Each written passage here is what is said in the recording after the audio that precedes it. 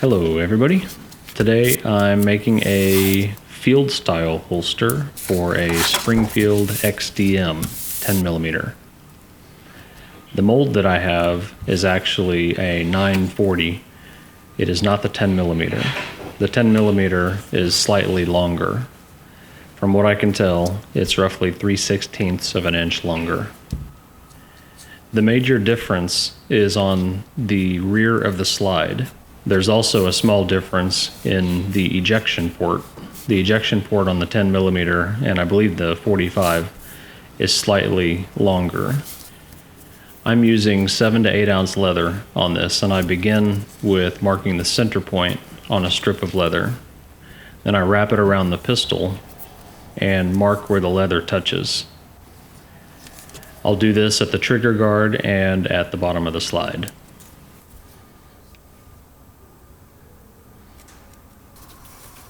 Right now, I'm recording the measurements between the center line and each of the two contact points. In reality, you just need to place the center line on the fold line, which in this case is where the two pieces of paper join together.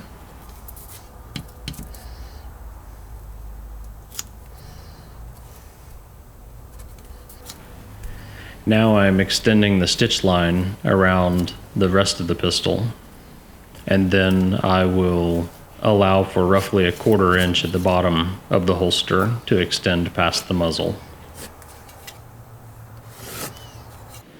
Now I'm drawing the profile for the rest of the holster shape. I don't usually draw with permanent marker, but to make sure it's easy enough to see, I did so here. It's easier, obviously, if you draw with pencil, so you can erase and clean up your lines as necessary.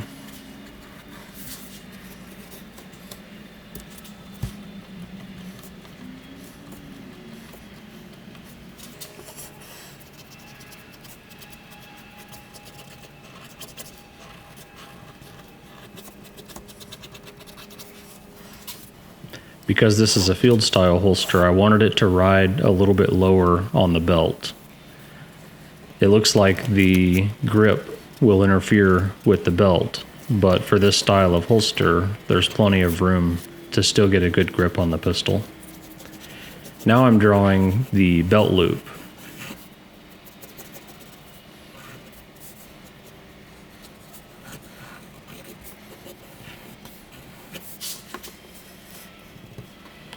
It was a little too far over, so I'm just shifting it to the left a little bit. This holster will have a retention strap, so to shorten the length of the strap and to get the snap location a little bit closer to the butt of the pistol, I'm raising the front edge of the holster pattern up just a little bit. This will help minimize any tendency for the strap to tip forward over the edge of the slide. And I'm also going to angle it backwards to help minimize that tendency as well. Ideally, I would run the retention strap beneath the beaver tail, but because the Springfield has a grip safety, doing so would essentially disable the grip safety, taking away one of the firearm's safety mechanisms, and that's not something I felt comfortable doing. Now I'm folding the pattern over and transferring the outline to the other half of the paper. And I'll transfer the rest of the marks so that I now have a front and back part for the pattern. Now I'm trying to figure out where the belt loop will need to be sewn down to the body of the holster. In reality, it's probably best to wait and figure this out once the holster is assembled.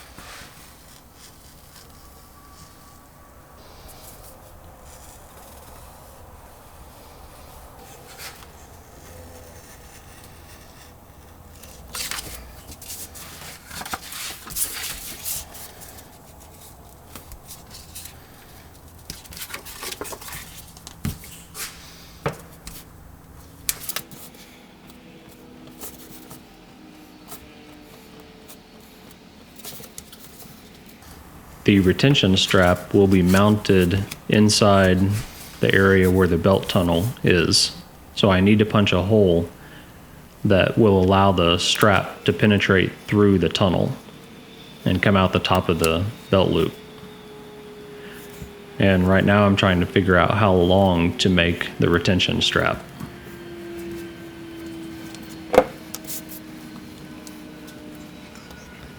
And it was roughly 8 inches.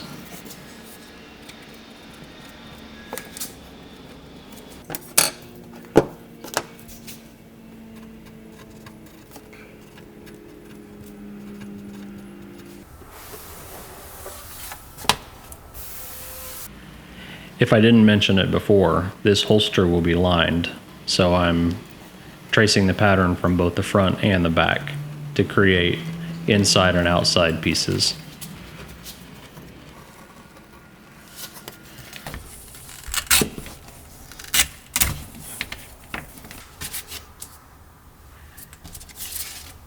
The strap needs to be 8 inches long.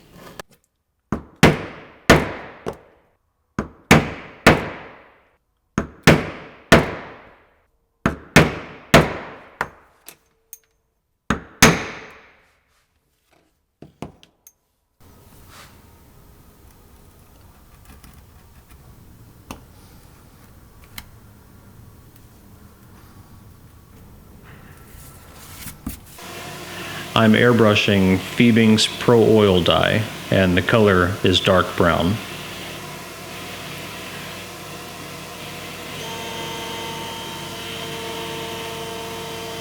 I'm putting 4 coats of dye on each side of the holster, inside and outside, on the grain side, not the flesh side.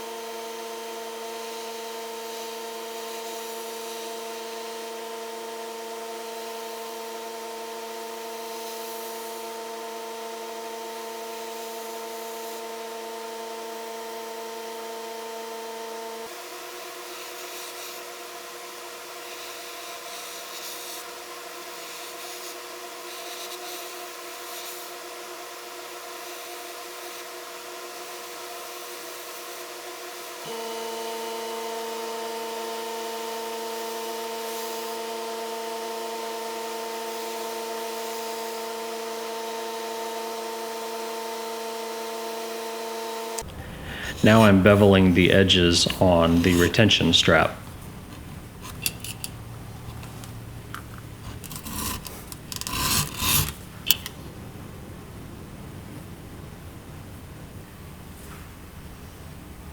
I'm burnishing the edges with gum tragacanth from Tandy Leather. And I'm also burnishing the flesh side of the strap.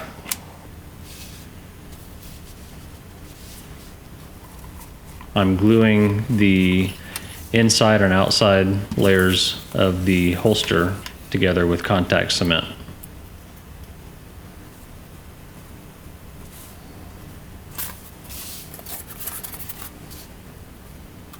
Don't do what I did and forget to install your snap hardware between the lining layers, because you'll have to peel it apart like I did.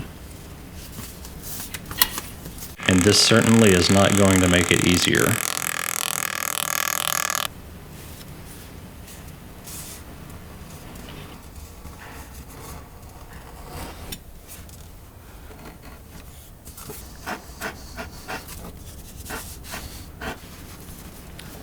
As you can see, I'm prying apart the layers just enough to install the post for the line 24 snap hardware.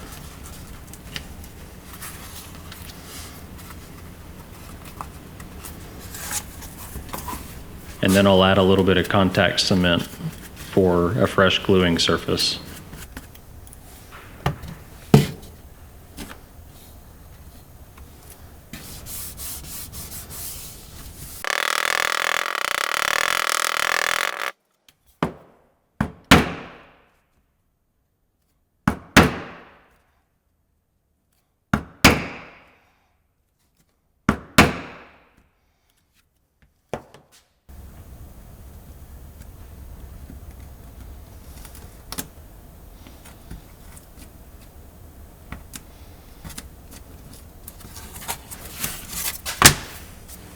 I'm marking the start and stop locations for the stitch line so that I'll have a better idea of where to start and stop sanding.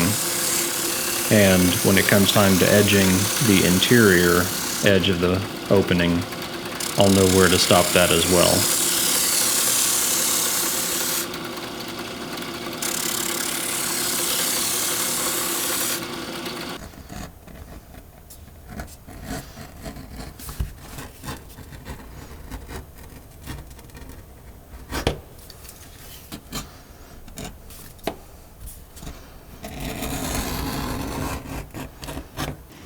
Now I'm marking the stitch line location so I know where to apply glue on the inside of the holster.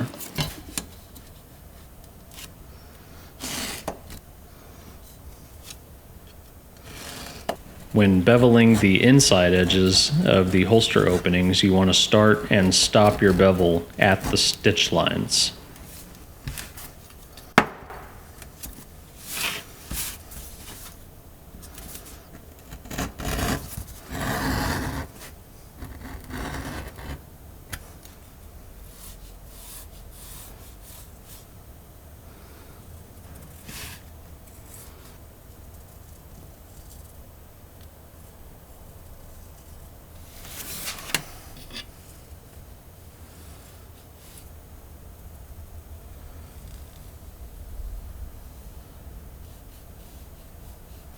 I'm marking the stitch line with an adjustable edge creaser from Tandy Leather.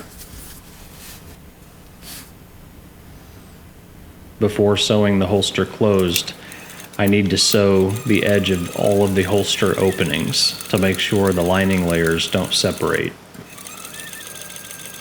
I'm sewing on the Cobra Class 4 with 277 bonded nylon thread in the top and the bottom. I'll trim all the thread short and then melt it to create a mushroom and flatten it out so that it won't pull back through the leather.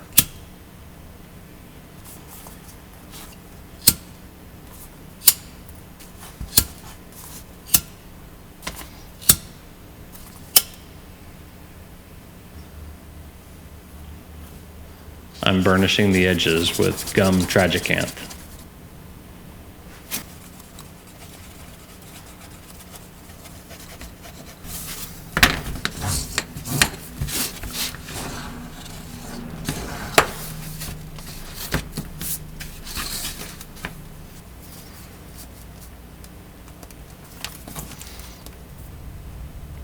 Before I attach the retention strap, I want to glue it down to the holster. So I'm marking the outline of where it will go and scuffing up the grain surface of the leather. so that the contact cement will adhere better.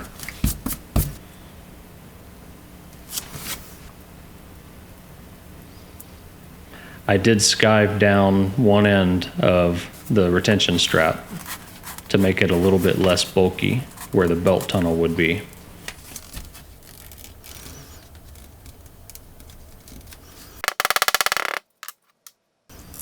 I'm attaching the strap with double capped speedy rivets.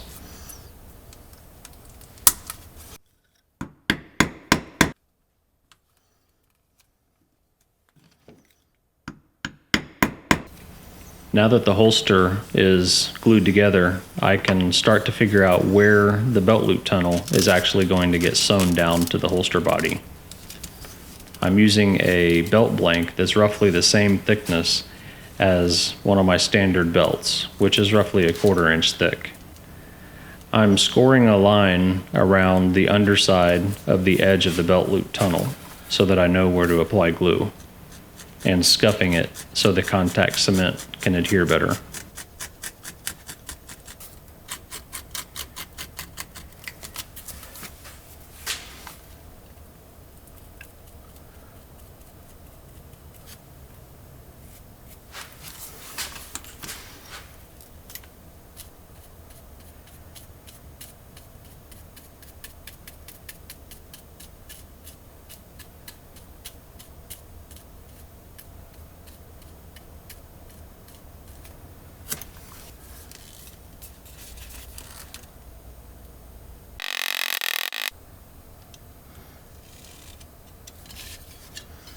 And I went ahead and sewed it down off camera.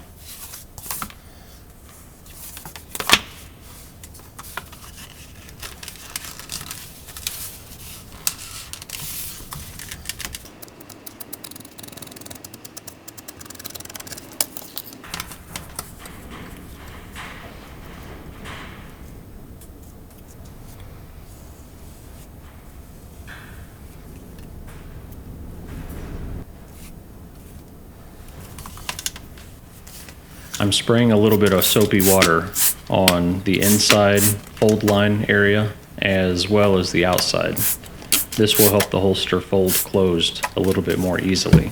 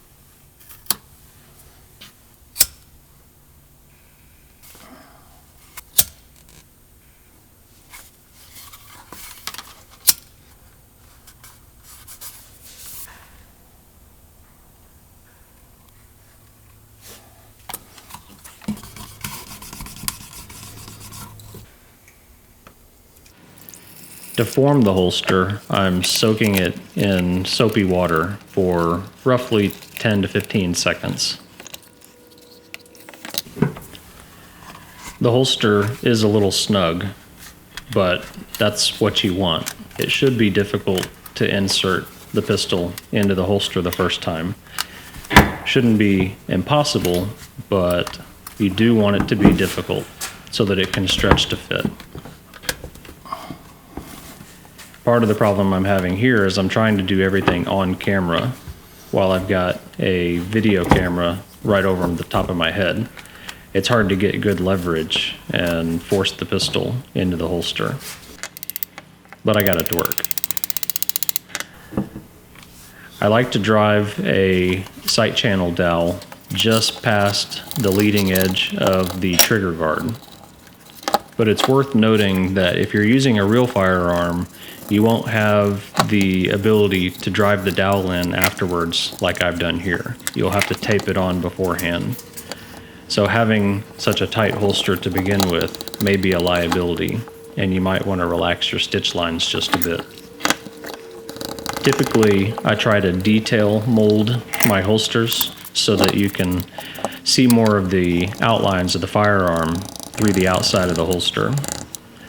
But with this type of holster, I wanted it to be a little bit more generic and just mold in some of the major indentions for retention, but not focus so much on getting the detail. And I've found that detail molding a holster with lining like this is usually a little bit more difficult. It's harder to get good detail than it is with something like a single layer of 7 to 8 ounce leather. Even though the leather's roughly the same thickness, it just is more difficult. But you usually end up with a stiffer holster in the end when it's lined.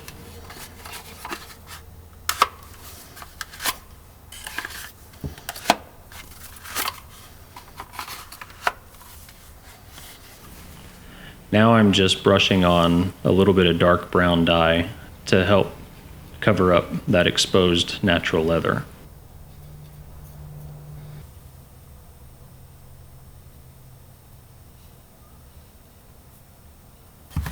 As I mentioned in the beginning of the video, this holster is for a 10 millimeter, and I wasn't able to find a mold for a 10 millimeter.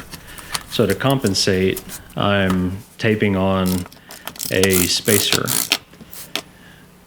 And then I dampen the leather and wrap it over the pistol so that I can form it to the shape of the gun. And then I'll be able to press the leather down onto the top of the snap and make an indention so I know where to punch the hole to mount the rest of the snap hardware.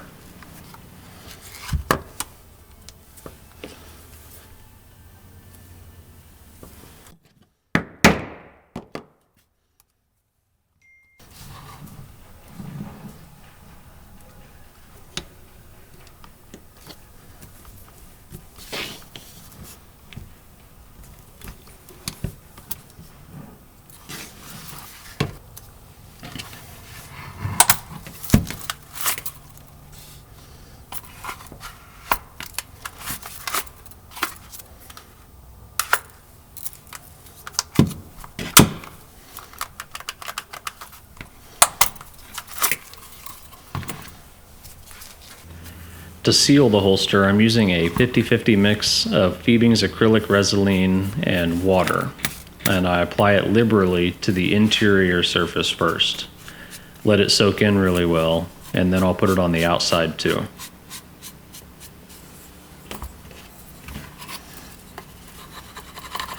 While the sealer is still slightly damp, it's easy to burnish it and polish the edge a little bit to get a nice shine on it.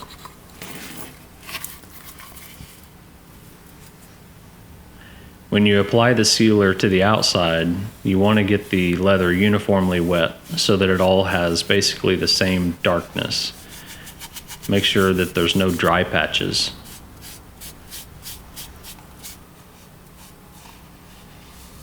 Go back over the leather multiple times and continue to get it wet and let it soak in. This will help to get a better gloss on the surface, and it will help to get rid of any splotchiness. This does take some trial and error, and depending on your climate and the temperature and whether or not you have a fan blowing, etc., it can all affect how easy it is to apply the sealer and keep it from streaking.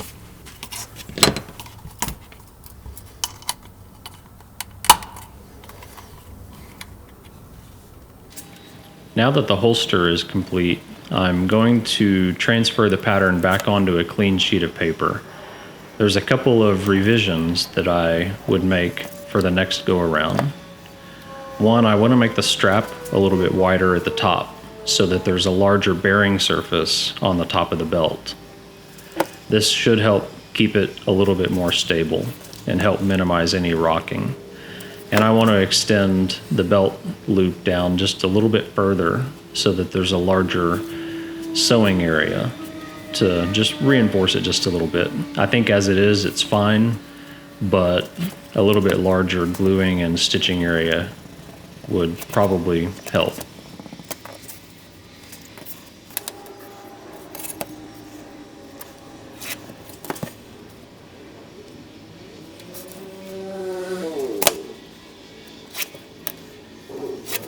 For the retention strap, I want to make it just a hair longer so that there's a little bit more leather down below the end of the strap. And I also want to make it wider where it goes over the rear of the slide. This should help it to be less likely to slip forward over the rear sight.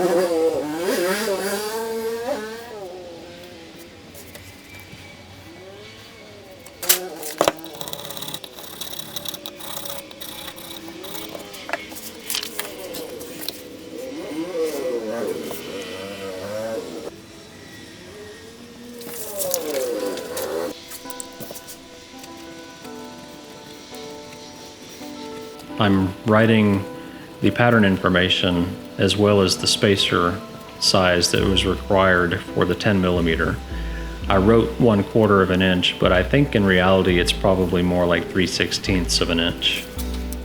Thanks for joining me on another first time build. I'm pretty happy with the way it came out, even if there are a few tweaks that I'd make on the next attempt. If you enjoyed the video, please don't forget to hit the like button. If you'd like to see more, please don't forget to subscribe and ring that bell. Good or bad, I'd love to hear your comments or constructive criticism down below. If you'd like to support future videos, check us out on Patreon or swing by our website for patterns, acrylic templates, holsters, and etc. Take care, and thanks for watching.